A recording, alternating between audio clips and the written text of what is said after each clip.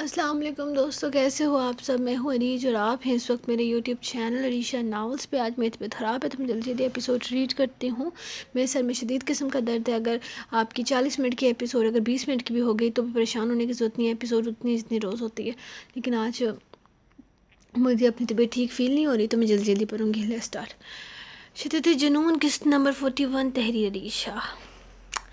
D S P سیال صاحب تقریباً بھاگتے ہوئے پولیس اسٹیشن پہنچے تھے۔ انہیں اتنا ہی پتا تھا جتنا ملازمہ نے آ کر بتایا تھا کہ ان کی بیٹی کو جیل سے آزاد نہیں کیا گیا کیونکہ وہاں بیٹھا انسپکٹر ایسا نہیں چاہتا، بلکہ اس نے کہا ہے کہ اصول سب کے لیے برابر ہیں۔ اگر ڈی ایس پی کی بیٹی ہے تب بھی ضمانت کے کاغذات بنوا کر آئے۔ وہ اندر داخل ہوتے ہوئے سب سے پہلے اس انسپکٹر سے ملنا چاہتے تھے جو اس وقت آن ڈیوٹی تھا۔ زبر، وہ اندر داخل ہوتے اس سے کہنے لگے تھے، جس کے کندھے پر پٹی بندھی ہوئی تھی اور وہ آرام سے کرسی پر بیٹھا ہوا تھا۔ یس سر۔ وہ اٹھ کر کھڑا ہوتا، دائیں کے بجائے بائیں ہاتھ سے انہیں سلوٹ کر رہا تھا۔ تم چھٹی پر تھے انسپکٹر زبر؟ تم یہاں کیا کر رہے ہو؟ میں نے تمہیں 10 دن کے لیے ریسٹ کرنے کے لیے کہا تھا۔ اسے دیکھ کر پہلے تو وہ چونکے تھے، پھر اسے دیکھتے ذرا سختی سے بولے کیونکہ اسے گولی لگی ہوئی تھی اور وہ یہاں اس وقت آن ڈیوٹی تھا۔ سر، میرا پورا ارادہ تھا آپ کی دی ہوئی چھٹیوں سے فائدہ اٹھانے کا، لیکن مجھے پتہ چلا کہ رات کو 10 بجے یہاں پر ایک بھی انسپکٹر نہیں ہے، جبکہ کلب پر چھاپا مارا گیا ہے اور وہاں سے کافی سارے کم عمر کے بچے برآمد ہوئے ہیں جنہیں نشے کی حالت میں کسی غلط کام کے لیے استعمال کیا جا سکتا تھا۔ یہ سنتے ہی میں یہاں چلا آیا اور آپ کو شاید سن کر افسوس ہوگا کہ ان بچوں میں ایک بیٹی آپ کی بھی شامل تھی۔ مجھے افسوس ہے کہ آپ کی بیٹی کو یہاں لانا پڑا، لیکن افسوس سب کے لیے قانون برابر ہیں، تو میں نے کسی کے ساتھ کوئی بید باؤ نہیں کیا۔ آپ اپنی بیٹی سے مل سکتے ہیں، لیکن یہاں پر پہلے آپ کو ضمانت کے کاغذات دینے بنیں گے، جیسا کہ باقی سارے والدین دے رہے ہیں۔ معذرت، شاید آپ کو میری یہ بات بری لگ رہی ہوگی، لیکن بات دراصل یہ ہے کہ جس طرح باقی سب کے والدین اتنے پریشان ہیں، ہم آپ کے حوالے آپ کی بیٹی کو کر کے ان کے ساتھ ناانصافی تو نہیں کر سکتے نا۔ میں سمجھتا ہوں کہ آپ میری مجبوری کو سمجھتے ہیں ہوئے اس تھانے کے اصولوں کا احترام کریں گے۔ وہ انہیں دیکھتے ہوئے پروفیشنل انداز میں بولا۔ Of course my son, I proud of you زبر۔ میں ضرور اصولوں کا احترام کروں گا۔ میں نے اپنے وکیل کو بھیجا ہے، وہ پیپرز بنوا کر لا رہا ہے، بس تھوڑی دیر میں وہ آ جائے گا۔ باقی تم بس مجھے میری بیٹی سے ملوا دو تاکہ میں اس سے بات کر سکوں، اطمینان کر سکوں کہ وہ ٹھیک ہے یا نہیں۔ وہ پریشانی سے بولے تو زبر صرف ہاں میں سر ہلاتا انہیں اپنے ساتھ آنے کا اشارہ کر چکا تھا، جبکہ وہ خاموشی سے اس کے پیچھے ہی انہیں راستوں پر جا رہے تھے جہاں وہ اکثر جاتے تھے، لیکن انہیں اندازہ نہیں تھا کہ کبھی یہاں پر انہیں اپنی ہی بیٹی بھی دیکھنے کو ملے گی۔ سر، آپ کی بیٹی اندر ہے، آئیے۔ وہ تھانے کا دروازہ کھولتے ہوئے اندر داخل ہوتا انہیں بھی اندر آنے کا اشارہ کر چکا تھا، جبکہ اپنے باپ کو دیکھتے ہی وہ اٹھ کر کھڑی ہوتے ہوئے ان کے سینے سے لگی تھی۔ اسے صحیح سلامت پا کر سیال صاحب بھی تھوڑے ریلیکس ہو گئے تھے۔ تم نے ابھی تک کھانا نہیں کھایا عبادت، تمہاری ٹائمنگ بہت خراب ہوتی جا رہی ہے۔ نہ تم ٹھیک سے کھاتی ہو، نہ تم اپنا خیال رکھتی ہو۔ آفس کیا جوائن کر لیا ہے، زندگی کا کوئی ہوش نہیں رہا تمہیں۔ بیٹھو یہاں آرام سے، میں خود تمہارے لیے کھانا نکالتی ہوں۔ وہ رات کو پانی بھرنے کے لیے واپس کچن میں آئی تو دیکھا عبادت اپنے لیے کھانا گرم کر رہی تھی۔ شام کو تو وہ آتے ہی سو گئی تھی، کھانا تو اسے بالکل ہوش ہی نہیں رہا تھا اور اب آدھی رات کو اٹھ کر کھانا کھا رہی تھی۔ بہت خراب ٹائمنگ تھی اس کی اور زہرش کو یہ بات بہت بری لگتی تھی، ایک زبر اور دوسری عبادت جس کے کھانے کی ٹائمنگ بالکل ٹھیک نہیں تھی۔ بھابھی میں لے لوں گی، آپ پریشان مت ہوں، ویسے بھی آفس میں کبھی بھی جب موڈ ہوتا ہے تب کچھ نہ کچھ کھا لیتی ہوں نا، اس لیے شام کو بھوک نہیں لگتی، تو پھر بس رات جب بھوک لگتی ہے تب کھا لیتی ہوں۔ وہ اسے اطمینان دلاتے ہوئے ٹیبل پر بیٹھتی اپنا کھانا شروع کر چکی تھی۔ وہی تو میں کہہ رہی ہوں، یہی تو غلط ہے۔ ویسے بھی تم صبح آفس نہیں جا رہی، صبح ہم شاپنگ پر جا رہے ہیں، اس نے اچانک اس سے کہا تو وہ حیرانگی سے اسے دیکھنے لگی تھی۔ شاپنگ پر کیوں جا رہے ہیں؟ خیریت تو ہے؟ آپ کو کچھ چاہیے تھا کیا؟ وہ اس سے پوچھنے لگی۔ ابھی 2 دن پہلے ہی تو وہ شاپنگ پر گئی تھی، وہ بھی بارق کے ساتھ، اور بارق کو بھی تو وہ یہی کہہ رہی تھی کہ اس کے پاس ہر چیز موجود ہے اور کچھ بھی نہیں چاہیے، تو اب وہ خود اسے شاپنگ کرنے کے لیے چلنے کا کیوں کہہ رہی تھی؟ ارے بھابھی، آپ تو کہہ رہی تھی کہ آپ کو شاپنگ کی ضرورت نہیں، تو اب کیا چاہیے آپ کو؟ اور ویسے بھی میری پچھلے ہفتے بہت چھٹیاں ہو چکی ہیں، تو اب تو چھٹی نہیں کر سکتی نا، آپ ایزو کو لے جاؤ، وہ پریشانی سے اسے بتانے لگی تھی۔ ارے کل تمہارا باس خود نہیں آنے والا تو وہاں جا کر کیا کرو گی؟ میرا مطلب ہے سوات جانے کے لیے شاپنگ تو کرنی ہوگی نا، اور مجھے کیوں شاپنگ کرنی ہے؟ میرے پاس سب کچھ موجود ہے، میں تو تمہاری شاپنگ کی بات کر رہی تھی، اور پھر زران کے لیے بھی میں نے سوچا ہے کہ ہم ہی شاپنگ کر لاتے ہیں۔ پورا 1 ہفتہ رہو گے سوات، ناران کہان میں تو کم سے کم گرم کپڑے تو ہونے چاہیے نا تم لوگوں کے پاس۔ وہ اس انداز میں بولی تھی کہ عبادت اسے دیکھ کر رہ گئی۔ مطلب وہ سچ مچ میں گھر میں یہ بات کہہ چکا تھا کہ وہ اسے لے کر ہنی مون پر جا رہا ہے؟ نہیں بھابھی، ایسا تو کچھ نہیں ہے، ہم تو کہیں نہیں جا رہے۔ وہ تو زران کا دماغ خراب ہے، ابھی تو رخصتی نہیں ہوئی تو ہنی مون کدھر سے ہوگا؟ وہ پریشانی سے اٹھ کر اسے بتانے لگی تھی، جبکہ وہ حیرت سے اسے دیکھ رہی تھی۔ فیملی ٹرپ میں ہنی مون کدھر سے آ گیا؟ ہنی مون؟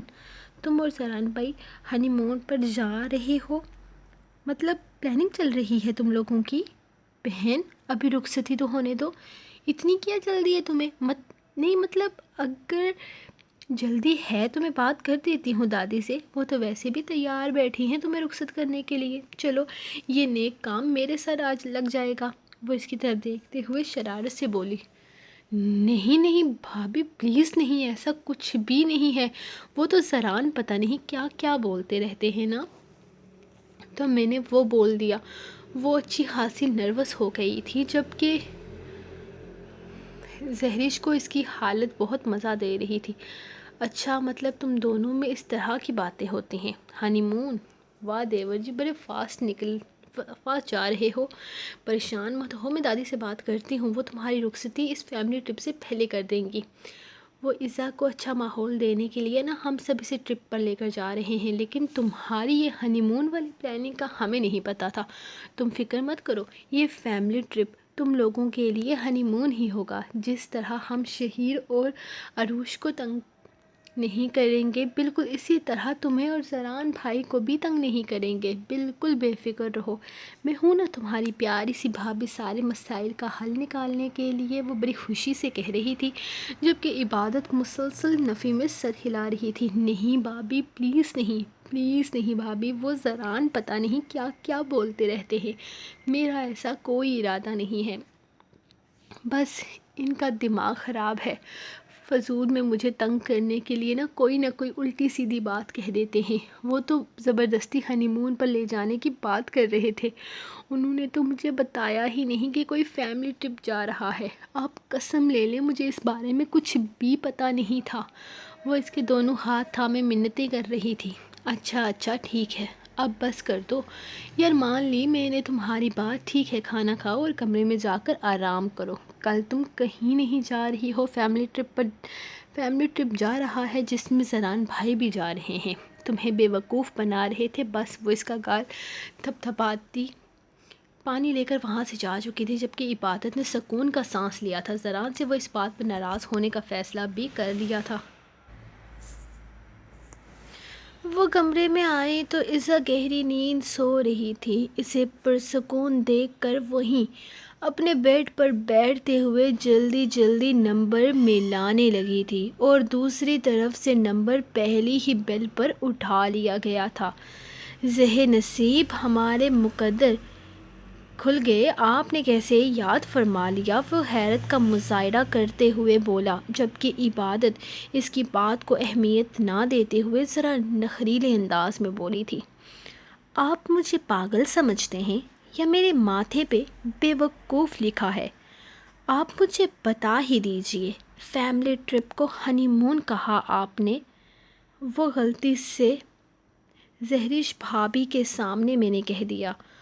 اور پتہ ہے وہ کیا کہہ رہی تھی؟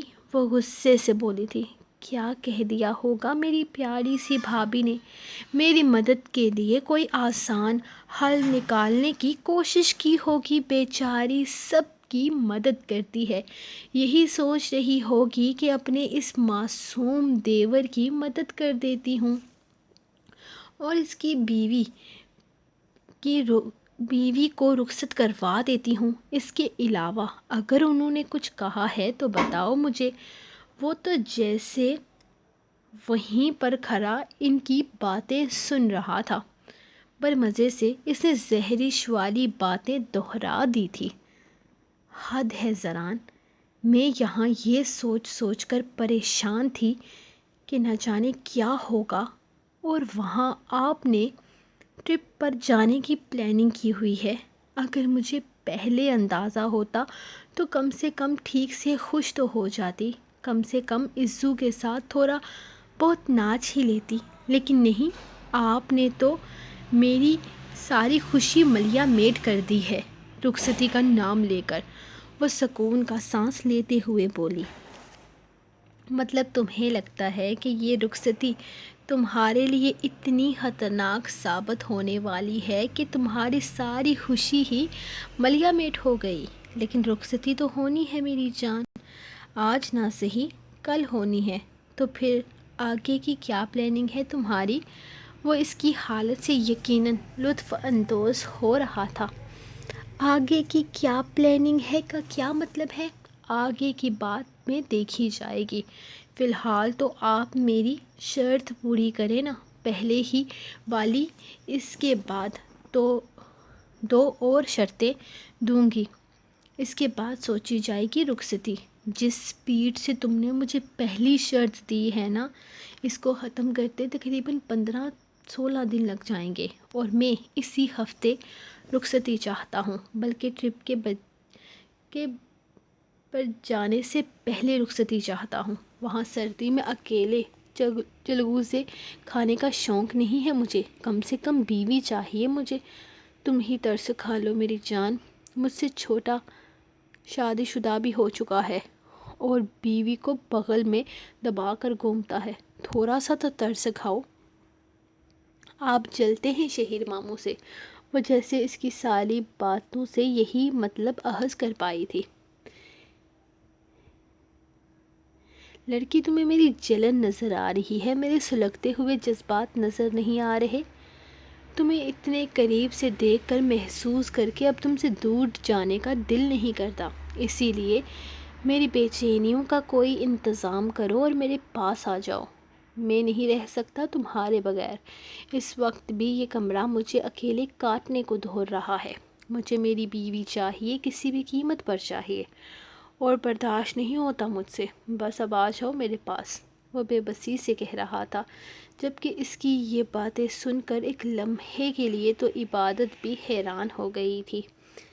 زران صاحب، میں وہی لڑکی ہوں جس کی شکل تک دیکھنا آپ نے گوارا نہیں کیا تھا، جس کو نکاح والے دن یہ کہہ کر چھوڑ گئے تھے کہ میں آپ کے سٹینڈرڈ کی نہیں ہوں۔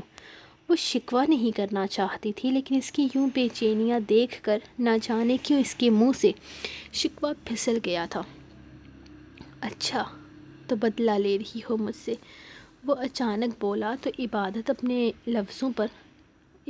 اپنے لفظوں پر پچھتاوا سا ہوا۔ نہیں، ایسا تو کچھ بھی نہیں ہے زران، بس ایسے ہی، وہ لب دبا گئی۔ ٹھیک ہے، اب جب تک تمہاری مرضی نہیں ہوگی میں نہیں کہوں گا رخصتی کے لیے۔ اگر یہ تمہاری طرف سے میرے لیے اس دن کے ان لفظوں کی سزا ہے تو میں اسے قبول کرتا ہوں۔ آئی پرومس، اپنی ساری بے چینیاں، ساری بے قراریاں اب تمہاری اجازت تک سمیٹ کر رکھوں گا اور تمہاری اس سزا پر پورا اتروں گا۔ فکر مت کرو، اپنے لفظوں کی سزا میں ڈیزرو کرتا ہوں۔ وہ کہتے ہوئے اچانک فون بند کر چکا تھا، تو عبادت کو وہی بے چینی، وہی بے قراری نے آ کر گھیر چکی تھی جو وہ زران کے لہجے میں محسوس کر رہی تھی۔ اس نے بار بار زران کا نمبر ملانا چاہا، لیکن دوسری طرف سے زران نے فون نہیں اٹھایا۔ اس نے بار بار کوشش کی تھی لیکن ہر بار اس کی کوشش ناکام ثابت ہوئی تھی۔ بے چینی سے اٹھ کر وہ اپنے کمرے سے ہی باہر نکل گئی تھی۔ بابا، اس وردی والے کو ابھی اور اسی وقت فارغ کریں۔ یہ ہرگز اس لائق نہیں ہے کہ اسے سب انسپکٹر بنایا جائے۔ اس نے مجھے تھپڑ مارا ہے، دیکھے میرے منہ پر، اس نے مجھے کتنے زور کا تھپڑ مارا ہے، ابھی تک مجھے درد ہو رہا ہے۔ اس نے اپنا چہرہ دکھایا تھا سامنے کر کے، جس پر واضح 4 انگلیوں کے نشان تھے۔ سر، میں معذرت ہوا ہوں، میں نے وہی کیا جو مجھے کرنا چاہیے تھا۔ اپنے فرض کو نبھاتے ہوئے مجھے اس بات کا کوئی گلٹ نہیں ہے کہ میں نے ایک مجرم کو تھپڑ مارا ہے۔ مجرم؟ میں مجرم ہوں؟ کون سا قتل کر کے بھاگی تھی میں، یا کوئی چوری ڈاکہ کر لیا تھا؟ بتاؤ مجھے۔ باپ کا سہارا پاتے ہی وہ شیر ہو گئی تھی۔ سر، میں آپ کی بیٹی کا جواب دہ ہرگز نہیں ہوں، لیکن میری نظر میں آدھی رات کو اپنے باپ کی عزت اچھال کر کلبنگ کرنے والی لڑکیاں گناہگار ہوتی ہیں۔ ہاں، اپنی برتھ ڈے مناتی ہر لڑکی ہی گناہگار ہے جناب، آپ بالکل ٹھیک فرما رہے ہیں، لیکن میں اپنا برتھ ڈے ایسے ہی مناؤں گی۔ کیا کر لو گے؟ وہ غصے سے اس کی بات کاٹ گئی تھی۔ میں جو کروں گا وہ ایک قدم اس کی طرف اٹھاتا اسے جلدی سے بابا کے پیچھے چھپنے پر مجبور کر گیا تھا، بلکہ اس کا اتنا ڈر کر پیچھے بھاگنا، جہاں اس کے لبوں پر مسکراہٹ بکھیر گیا تھا وہیں بابا نے اسے اپنے ساتھ لگا لیا تھا۔ بابا، اسے کہیں دور رہے مجھ سے، وہ ڈر کر بولی۔ بیٹا، وہ تمہیں کچھ بھی نہیں کہہ رہا ہے، بالکل ریلیکس ہو جاؤ، وہ بس بات ختم کر رہا ہے تم سے۔ میں نے نہیں کرنی بات۔ لے کر چلے مجھے یہاں سے، وہ فوراً بولی تھی۔ ہاں، بس تھوڑی دیر میں ضمانت کے پیپر آ جائیں گے، پھر چلیں گے ہم، وہ اسے اپنے ساتھ لگاتے ہوئے بولے تھے۔ وہ اندازہ لگا چکے تھے کہ اس وقت وہ نشے میں ہے۔ بابا، آپ ڈی ایس پی ہیں، اسے فارغ کریں اس جاب سے، اور آپ فوراً مجھے اپنے ساتھ لے کر چلیں۔ آپ کو کوئی بھی رول فالو کرنے کی ضرورت نہیں ہے۔ وہ جیسے اپنے باپ کو اس کی پاور کا احساس دلا رہی تھی۔ بیٹا، رولز سب کے لیے برابر ہیں، وہ اسے تھامتے ہوئے، رولز، اور اس تھانے کے رولز میں نے بنائے ہیں، تو اگر میں فالو نہیں کروں گا تو کوئی اور کیسے انہیں فالو کرے گا؟ تم آؤ میرے ساتھ باہر، میں تمہاری ضمانت کراتا ہوں، وہ اس کے بعد ہم تمہارا برتھ ڈے کیک کاٹنے چلیں گے۔ وہ اسے خوش کرتے ہوئے بولے، جبکہ اس کا کوئی موڈ نہیں لگ رہا تھا۔ کم آن بابا، میرا برتھ ڈے ختم ہو چکا ہے، مجھے کوئی شوق نہیں ہے 4-5 دن اپنا برتھ ڈے منانے کا۔ تھینک یو، آپ وقت نکال کر یہاں تک آ گئے۔ اب فالو کریں رولز اور مجھے گھر لے کر چلیں، میرا سر درد سے پھٹ رہا ہے۔ کیا ہوا میرے بچے کو؟ طبیعت خراب ہے؟ میں ابھی گھر لے کر چلوں گا، بس آپ مجھے یہ بتاؤ کہ آپ کی ڈرنک میں کسی نے کچھ ملا کر آپ کو پلایا تھا؟ وہ بڑے پیار سے اس سے بات کر رہے تھے۔ جہاں وہ لڑکی اتنی بدتمیزی کر رہی تھی، وہیں ڈی ایس پی سیال تو اپنی بیٹی کے قدموں میں بچھے جا رہے تھے، اور یہی بات اسے پسند نہیں آ رہی تھی۔ اس کی بدتمیزی پر انہیں اس کے منہ پر ایک تھپڑ مار دینا چاہیے تھا۔ مجھے نہیں پتا، کسی نے ملایا ہوگا، مجھے تو ڈرنک لا کر سامیہ نے دی تھی اور میں نے پی لی تھی۔ اب پلیز یہ تفتیش بعد میں کیجیے گا، مجھے پہلے گھر لے کر چلیں، وہ باہر کی طرف آتے ہوئے بولی۔ سوری ٹو سے سر، آپ کی بیٹی کافی بدتمیز ہے، آپ کا یہ لاڈ پیار اسے مزید بگاڑ رہا ہے۔ اگر آپ کی جگہ میں ہوتا تو یقین کیجیے اس طرح پیار سے اسے ہرگز نہیں سمجھاتا، اور نہ ہی میرا طریقہ آپ کی طرح ہوتا۔ خیر، شکر کیجیے کہ آپ کی بیٹی میرے ہاتھ نہیں آئی، ورنہ تمیز اور تربیت دونوں سیکھ چکی ہوتی۔ شاید آپ کو میری بات بری لگ رہی ہوگی، لیکن اس طرح کے لڑکی کے اتنے بگڑنے کے پیچھے مجھے آپ کا ہی ہاتھ لگ رہا ہے۔ بیٹا، وہ بن ماں کی بچی ہے، میں بھی اسے وقت نہیں دے پاتا۔ اگر میں اس سے پیار کرنے کے بجائے غصے سے یا پھر ڈرا دھمکا کر کچھ پوچھوں گا تو وہ مجھ سے اور زیادہ دور ہو جائے گی۔ پہلے ہی میری بیٹی مجھے اپنے آس پاس پسند نہیں کرتی۔ یہ تو آپ کا پرسنل پرابلم ہے، اس پر میں کچھ نہیں کہہ سکتا، لیکن اس دنیا میں اور بھی بہت لوگ ہیں جو کہ بن ماں کے پلتے ہیں۔ یقین کیجیے اس طرح کوئی بھی نہیں ہوتا۔ آپ نے ضرورت سے زیادہ ڈھیل دی ہے سر پر چڑھا کے رکھا ہوا ہے۔ سوری اگر آپ کو میری بات بری لگ رہی ہو تو، لیکن میں حقیقت کہنے سے پیچھے نہیں ہٹوں گا۔ تم کچھ دن کے لیے سوات جا رہے ہو، ایسی خبر مجھے آج ملی ہے، وہ بات بدلتے ہوئے بولے تھے جب اس نے ہاں میں سر ہلایا۔ ویسے اگلے ایک ہفتے کے لیے مجھے اپنے ایک ضروری کام کے لیے کراچی جانا ہے، وہاں پر کافی خطرہ ہوگا، میں اپنی بیٹی کو لے کر وہاں نہیں جا سکتا، اسی لیے میں اس کا سوات، ناران اور کاغان کے ایک ٹرپ کا پلان کروا رہا ہوں۔ مگر تم وہاں رہو گے تو مجھے بھی تسلی رہے گی۔ وہ باہر آئے تو دیکھا کہ شنایا وہیں اس کے ٹیبل کے پاس کھڑی تھی۔ ٹھیک ہے سر، آپ فکر نہ کریں، اگر آپ مجھے کوئی ذمہ داری سونپ رہے ہیں تو یقین کیجیے میں آپ کو مایوس ہرگز نہیں کروں گا۔ تھینک یو سو مچ صبر، مجھے لگا تھا تم انکار کر دو گے کہ تمہاری چھٹیوں کے درمیان میں تم سے اس طرح کہہ رہا ہوں۔ نہیں سر، ایسی بات ہرگز نہیں ہے۔ اگر آپ مجھے کوئی کام دیں گے تو میں وہ پورا کرنے کی کوشش ضرور کروں گا، کیونکہ یہ میری ذمہ داری ہے اور میں اپنی ذمہ داری نبھانے سے کبھی پیچھے نہیں ہٹتا۔ آپ بالکل بے فکر ہو جائیں، میں آپ کا کام کروں گا۔ فی الحال آپ اپنی بیٹی کو لے کر جا سکتے ہیں، میں بھی گھر کی طرف نکلوں گا، مجھے کندھے میں تھوڑی تکلیف محسوس ہو رہی ہے۔ وہ ان سے کہتے ہوئے ان کے ساتھ ہی باہر نکل آیا تھا، جبکہ ان کا وکیل باقی کی کارروائی مکمل کر رہا تھا۔ دادی آپ سو گئی ہیں یا جاگ رہی ہیں؟ وہ کمرے کے دروازے پر دستک دیتے ہوئے بولی۔ آ جاؤ میری جان، میں ابھی جاگ رہی ہوں، دادی نے اندر سے آواز دی تو وہ فوراً ہی اندر داخل ہوتے ہوئے ان کے پاس آ گئی تھی۔ کیا ہو گیا میری بچی؟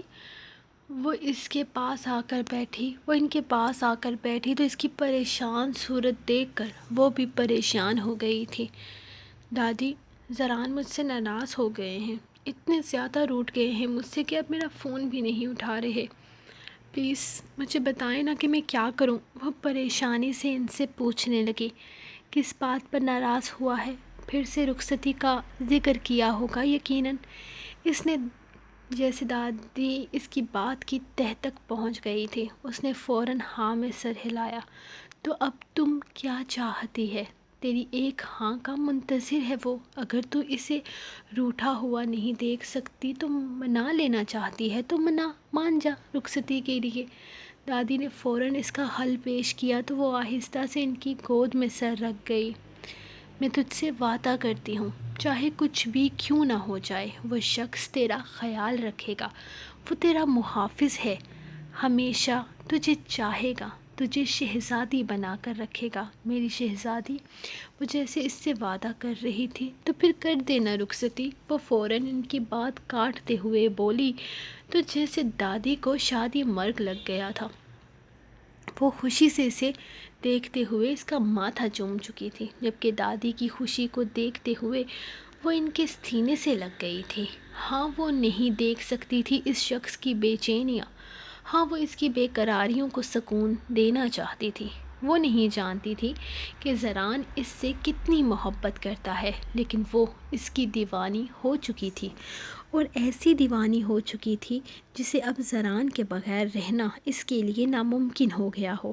اس کی ناراضگی نے اسے ڈرا دیا تھا، اس کے سامنے وہی پل واپس لے آئی تھی جب وہ اس سے خفا تھا، اسے دیکھنا تک نہیں چاہتا تھا، اور آج وہ شخص اس سے محبت کرتا تھا اور وہ اس کی محبت کی قدر کرنا چاہتی تھی۔ وہ اس کے ساتھ وہ نہیں کر سکتی تھی جو وہ انجانے میں شاید اس کے ساتھ کر گیا تھا۔ ہاں وہ اس کی محبت کو قبول کرتی تھی۔ آدھی رات کا وقت تھا جب وہ ساری معلومات لے کر گھر کے اندر داخل ہوا تھا۔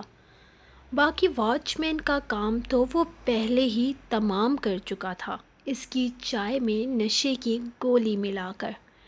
اس وقت تو وہ بالکل بے فکری سے گھر کے اندر داخل ہوتے ہوئے سیدھا اوپری منزل کی طرف جا رہا تھا۔ میں نے اتنا فون کیا عزا جان، لیکن مجال ہے جو تم نے میرا فون اٹھا دو۔ ایسے کون کرتا ہے اپنے نئے نویلے شوہر کے ساتھ؟ یہاں میں تمہیں لے کر اتنا بے قرار ہوں، اتنا بے چین ہوں، اور تم ایسا کرو گی؟ ٹھیک ہے مانا، اس دن تم ڈر گئی تھی، گھبرا گئی تھی، طبیعت خراب ہو گئی تھی تمہاری، لیکن بعد میں تو تمہیں میرے جذبات کا احساس کرنا چاہیے تھا نا۔ میرا فون نہ اٹھا کر غلطی تم نے کی ہے، مجھے یہاں آنے پر مجبور تم نے کیا ہے، اور اس کی سزا بھی اب تمہیں ملے گی، اور میں سزا دینے کے لیے ہی آیا ہوں میری جان۔ اس کے کمرے میں داخل ہوتے ہوئے وہ پرسکون سا دروازہ بند کر چکا تھا۔ اسے پہلے ہی خبر مل چکی تھی کہ عبادت آج کی رات نیچے دادی کے کمرے میں سونے کے لیے جا چکی ہے۔ اب تک جتنی اس گھر میں خاموشی پھیلی ہوئی تھی، یقیناً سب لوگ سو چکے تھے، اور اس وقت بھی تقریباً 2:45 بجے کا ہو رہا تھا۔ اس وقت کسی کا جاگنا ناممکن سی بات تھی۔ وہ بالکل صحیح وقت پر آیا تھا اور ساری پلاننگ کے بعد آیا تھا تاکہ کوئی بھی اسے ڈسٹرب نہ کر سکے۔ وہ آہستہ آہستہ قدم اٹھاتا عزا کے بیڈ کے پاس آیا تھا، جہاں وہ آرام سے بیڈ پر گہری نیند سو رہی تھی۔ کمرے میں لائٹ بلب کی روشنی سے وہ اس کا روشن چہرہ بڑی آسانی سے اپنی نگاہوں کے سامنے دیکھ رہا تھا۔ اس کے پاس بیٹھتے ہوئے اس نے آہستہ سے اس کے دونوں اطراف ہاتھ رکھے تھے۔ اس کا دل نہیں کر رہا تھا اسے جگانے کا۔ وہ سوتے ہوئے اتنی معصوم لگ رہی تھی کہ دامیار شاہ اگر پہلے سے اس پر فدا نہ ہوتا تو ایک دفعہ پھر سے اس پر دل ہار بیٹھتا۔ وہ آہستہ سے اس کے قریب جھکتا ہوا نرمی سے اس کے چہرے پر پھونک مارتا اسے ایک جھٹکے میں جگا چکا تھا۔ عزا جو کچی نیند میں تھی، شاید اس ٹھنڈی ہوا پر ایک جھٹکے سے اٹھی تھی، لیکن اس سے پہلے کہ وہ خود پر کسی کو جھکے ہوئے دیکھ کر چیخ مارتی، وہ اس کے لبوں پر ہاتھ رکھتا اسے واپس بیڈ پر لٹا چکا تھا۔ ریلیکس جان، میں ہوں تمہارا شوہر، تمہارا محرم دامیار شاہ، جس کی ملکیت میں تم اس وقت ہو، اور باہوں میں بھی۔ اس کی کمر کو آہستہ سے پکڑتے ہوئے اس نے ایک جھٹکے سے اسے اپنے ساتھ لگایا تھا، جبکہ ہونٹوں پر ہاتھ اب بھی مضبوطی سے رکھا ہوا تھا تاکہ وہ چلا نہ پائے۔ عزا نے سائیڈ والے بیڈ پر عبادت کو ڈھونڈنا چاہا تھا، لیکن وہ وہاں ہوتی تو ملتی نہ۔ تمہاری بھابھی نیچے دادی کے کمرے میں سو رہی ہے، ریلیکس ہو جاؤ، کسی کو نہیں پتہ چلا میرا یہاں آنے کا۔ صرف تم سے ایک سوال پوچھنے آیا ہوں، میرے سوال کا جواب دو، میں واپس چلا جاؤں گا۔ وہ آرام سے بولا تو عزا نے آنکھوں کے اشارے سے ہاں میں سر ہلایا تھا۔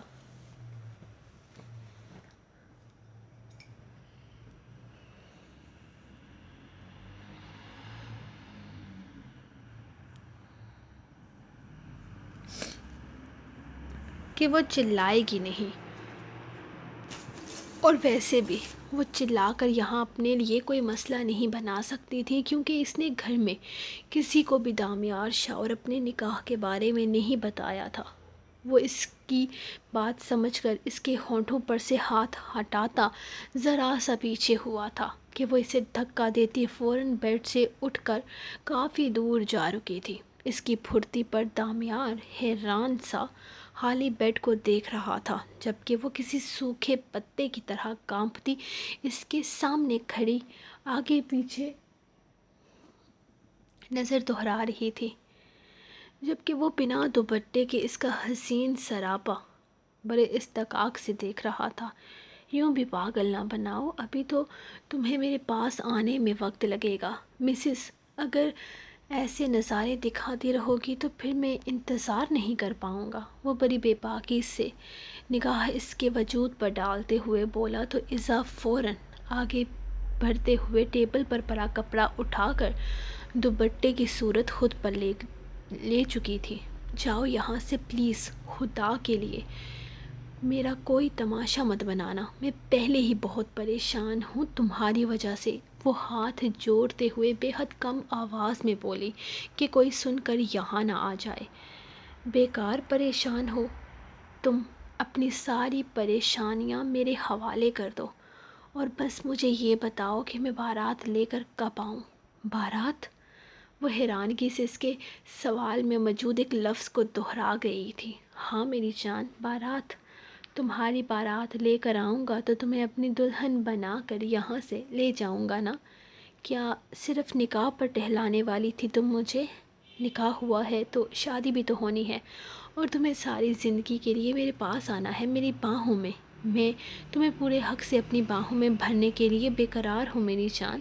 وہ اٹھ کر اس کے قریب آتے ہوئے بولا، جبکہ اس کے اس طرح قریب آنے پر وہ گھبرا کر چند قدم پیچھے ہٹی تھی۔ تم اس طرح سے ڈر کر مجھے مزید بے خود کر رہی ہو ایزا، وہ قدم در قدم اس کی طرف بڑھاتے ہوئے بولا، جبکہ وہ پیچھے کو ہٹتی دیوار سے جا لگی تھی، جبکہ دامیار شاہ اس کا راہ قید کر کے خوش ہوتے ہوئے دیوار کے دونوں اطراف اپنے ہاتھ جما کر اس کے چہرے کو دیکھنے لگا تھا، جو اس وقت خوف کی وجہ سے سفید پڑ چکا تھا۔ سو گائز، یہ تھی آپ لوگوں کی ایپیسوڈ۔ میرا سر درد سے بس پھٹنے کی کمی رہ گئی، یہ بہت برا حال ہے میرا۔